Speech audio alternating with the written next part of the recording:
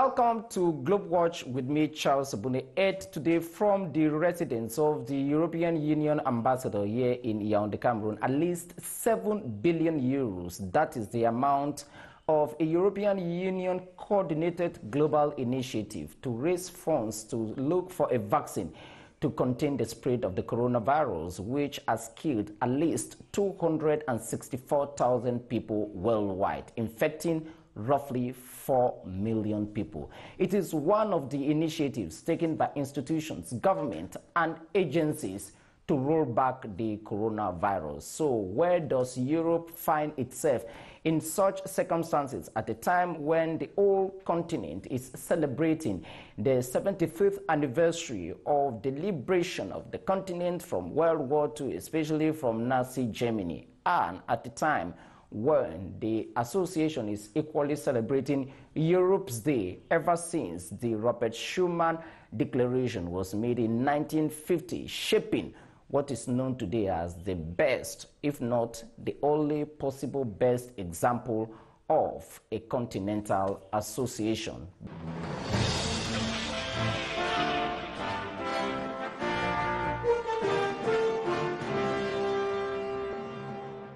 Hans-Peter SCHADEK, welcome to GLOBEWATCH. Thank you very much.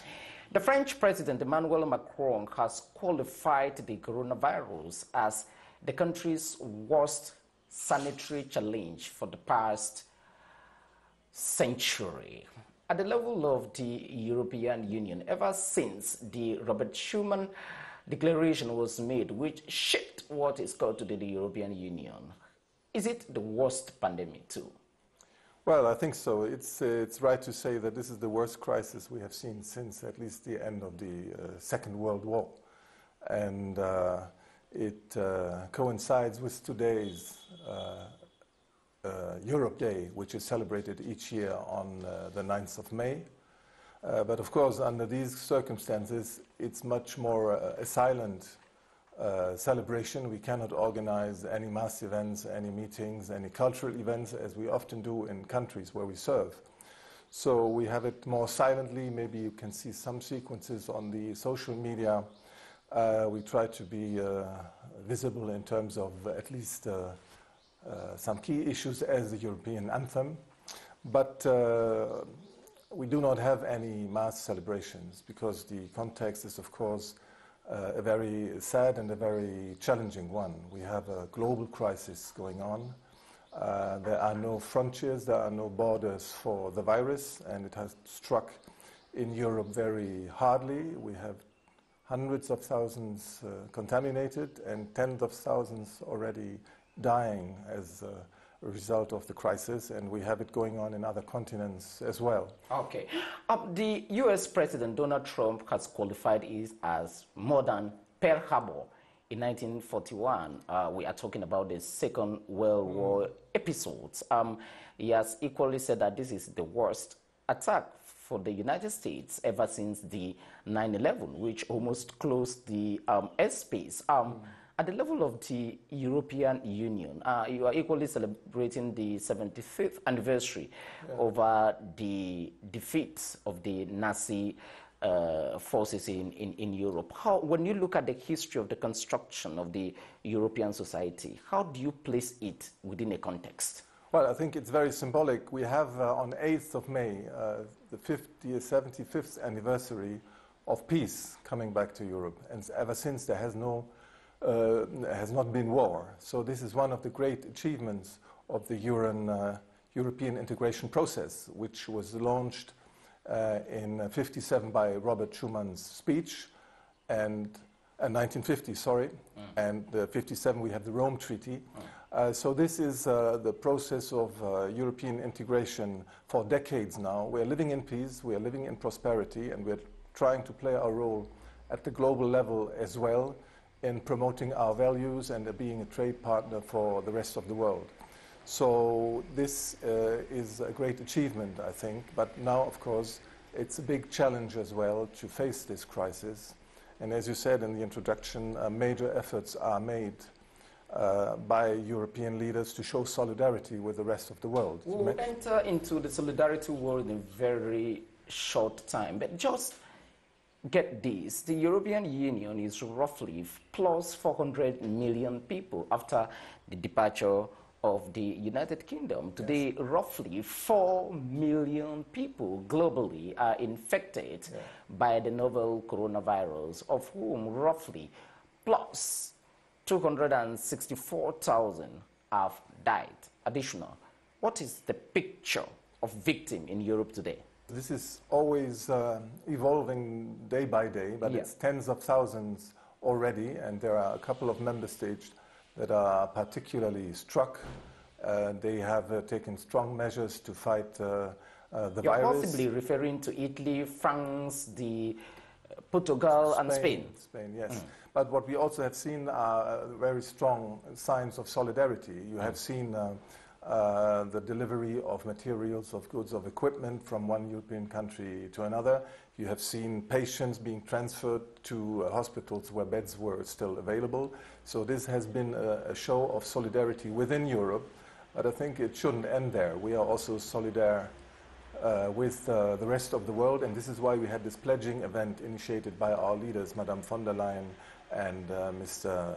Charles Michel, to the Commission President and the Council President, respectively. The new Commission President and the new President of the Council. So they conveyed this important international event, mobilizing 7 billion of euros to give a scientific response to the virus, which means research on a vaccine, research on drugs, and protocols for treatment. So this is extremely important because in the long run, we have to find vaccination, we have to find treatments. We cannot wait until everybody is contaminated. Well, you can't possibly wait before everybody is contaminated or discharged, but you are very much aware of the blame game going globally of where Corona came, who should get the name or be named after it. But when you look at the history of pandemics, a majority of them over history have come from continental Europe. I just want to pick your mind. Was the European Union surprised by the novel coronavirus when you look at the periodicity of pandemics in the European memory? Well, I think, it's first of all not the time for a blame game. This is a global challenge that affects all nations across the world, and we have to fight together to get to ends of it. In terms of what scientists said, even if you watch some, let's say, television shows looking at the future, you have this kind of audience, the measures which have been elaborated by the European Union as an association to curtail the spread and to mitigate the socio-economic and political fallouts of this crisis. I know that at one moment you brought a package of roughly 100 billion euros for the enterprise sector. Yes, quite a range of measures being taken, starting from what is purely linked to the health systems and solidarity in that respect. I referred to it. Then there is the social aspects, because many jobs are at risk of being lost. What are European institutions be doing in particular in this domain? The European Central Bank, the Eurozone, what concretely, what is being done? Well, there are funds, there's a solidarity fund being put in place to assist also private enterprises in affronting the crisis. Because, as you know, many sectors are at a standstill. If you take tourism, if you take transport, the hotel sector, the catering sector, catering sector, very much so, even if it's opened up in some places now. So there is help to these, but there's also help to states who have to compensate these losses of their enterprises. And there will be more instruments be identified. I think this discussion goes on because the crisis is not over. Let's look at the medical response in particular. When you take the initiative of raising roughly 7 billion euros to fund research, how central is this? When most governments have been accused of behaving like the Marseille situation of 1720, where there was a similar crisis, but people preferred to save the economy rather than saving individuals. Well, Is the European Union putting humanity at the center of activities? I think it very much so, because this is what we have to do. We need a vaccine, we need therapies that work in order to contain and to take away the threat in the mid-term, in the mid and the long term. This will take still some months. There is no clear timeline when we will have a first vaccine at hand. So it may take months. But this will allow to put an end to the spread of the virus once we can target the vulnerable population by vaccination. This is, I think, essential, and this is a sine qua non, if I can say so, even if we are also battling on the economic and socio-economic side. Tell me, how do you evaluate at the level of the European Union, where there has been a kind of cacophony or confusion, measures adopted by each country which are not a kind of harmonized? Others are closing down, others are opening, others are not closed down at all. How do you evaluate that as an institution? Well, it has pros and cons on both ends. If you have only centralized measures, you run the risk of being too tough in some situations and being too easy on other situations. So in this sense, some kind of decentralized treatment of the issue may bring some advantages and help to limit the secondary effects. If I take the country I know best, which is Germany, it's a federal system. And what you see now after first series of measures that were centralized, that were the broad lines, the broad terms of behavior facing the crisis, we're now going into a state where the where the regions take their own measures, because if you look at the maps, the spread of the virus is not the same in all the regions. So you may have to be tougher in one region, and you can be a bit more flexible in other regions. And I think this is not the worst way to address it. The word international solidarity has been so rare ever since the coronavirus emerged in Wuhan in December last year. We have seen the tearing among states.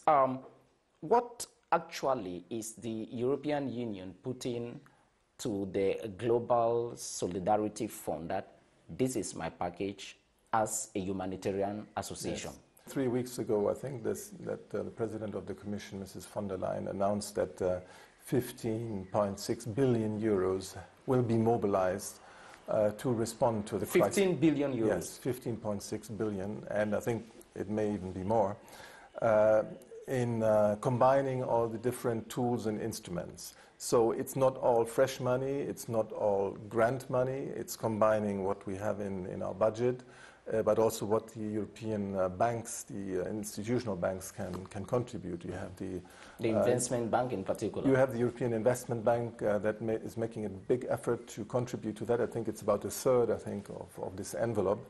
So this will be put in place, and I think it will be addressing both the, let's say, sanitary side of it, but also the economic and socio-economic side of it. So it's a huge package, it's a huge effort, and we will see it being implemented. That package should have some regional breakdown. I saw that the European Union, for example, sent a package of roughly 50 million euros to strengthen Nigeria's response capacity.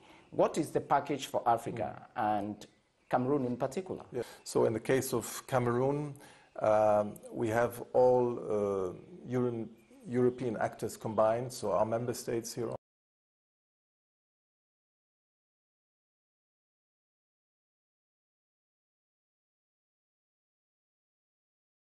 Commission instruments only, it's 8.5 roughly.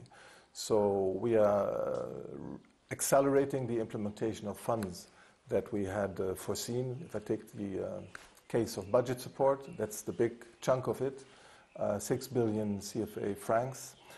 We are front-loading it because it was foreseen at the end of the year, so we're trying to disperse it now in the coming weeks because we think it's more useful, it's more needed these days to accompany the national response plan that Cameroon has set up.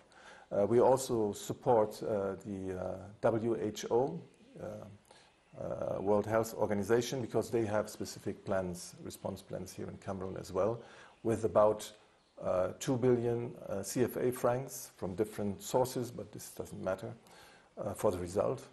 And we will also work a bit with civil society actors who may help sensitizing the population, spreading in the news, spreading ways to act and so on. So that's what we have so far, but we'll also look into how to work with the private sector, because as you know, we are engaged in that sector as well, and it's the private sector who's also suffering from this. Cameroon is exporting a lot. Export commodities in terms of prices go down. You have the oil sector, but also bananas, cocoa, and so on. If I were to spread a map of the coronavirus stressness, you realize that roughly plus 4.5 billion of the world's 7.8 billion people are living in some form of quarantine. And the medical sector possibly needs more of the assistance today for containment. Because when you look at the modeling, some say we are in for roughly 2 years, just like the 1918, 1920 episode. When you and I talk a lot of cash, how much of that is going in terms of material, for example, ventilators and medical equipment?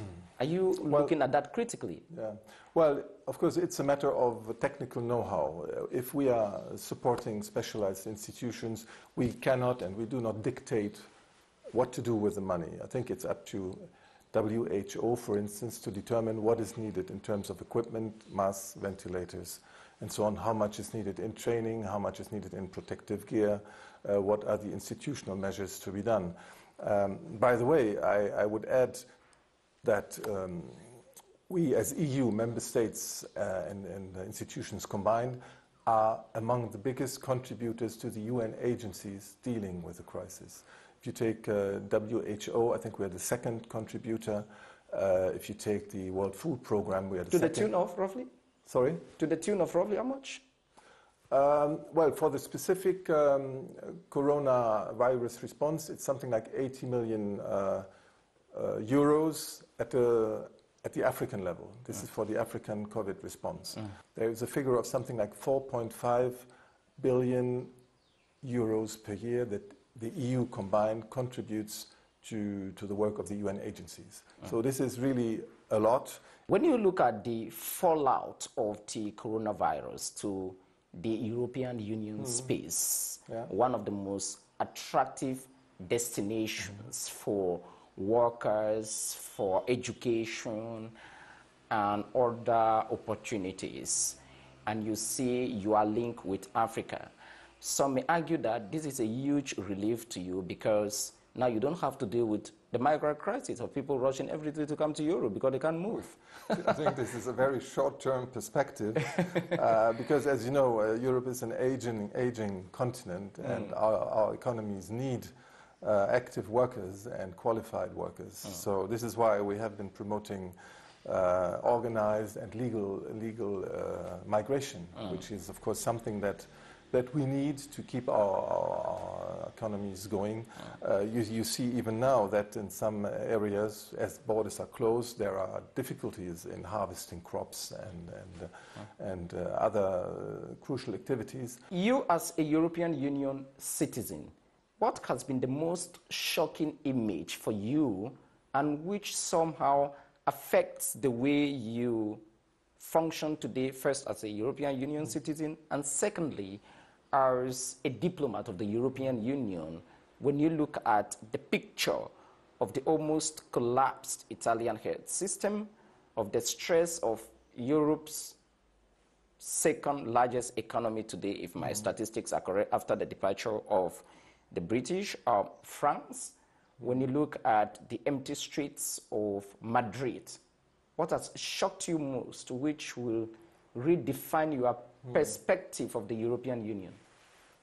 Well, I think, of course, what is shocking most is see people suffering, not getting the health care they would expect, because this was an overwhelming crisis, and some of our health systems were taken by surprise. But we also saw European solidarity. I refer to it. We have patients transferred from EU member state to another, being treated there and coming back in good health. That solidarity, someone may counter it so fast and say that the images we saw on television, we saw on social media, especially for the Italian, yes. The European Union abandoned Italy, and while Italy was suffering, you were proposing roughly 40 million euros to help Iran. No, I don't think that any of our member states has been neglected or treated differently. I think this is a common effort. The coronavirus outbreak constitutes, quote, a mortal danger to the European Union, said a few days ago one of the architects of the European Union, Jacques Delors. Portuguese Prime Minister Antonio Costa says, quote, either the EU does what it needs to be done or it will end, and quote, this could be the straw that breaks the camel's back, said Nathalie Tocci, who is one of the leaders of a think tank in Italy. Is the coronavirus so disastrous to European unity, the First and Second World War combined? Well, I think it's a huge test for European solidarity. That is clear. It's an unprecedented challenge in terms of health and in terms of economic impact. But I think we have shown so far that we are able to act, that we are able to take decisions. Some of them are not easy. Of course, we are 27 now, and there are different points of view, different angles, different priorities, but we always ended up so far in finding a compromise that everybody can live with. And with that, we end the interview. The European Union Ambassador to Cameroon, Hans-Peter SCHADEK, thank you very much for being guest on the program. We will not have the traditional handshake because of the physical distancing rules to bar the coronavirus together. Thank you very much indeed for being guest on GlobeWatch. Thank you very much for having me.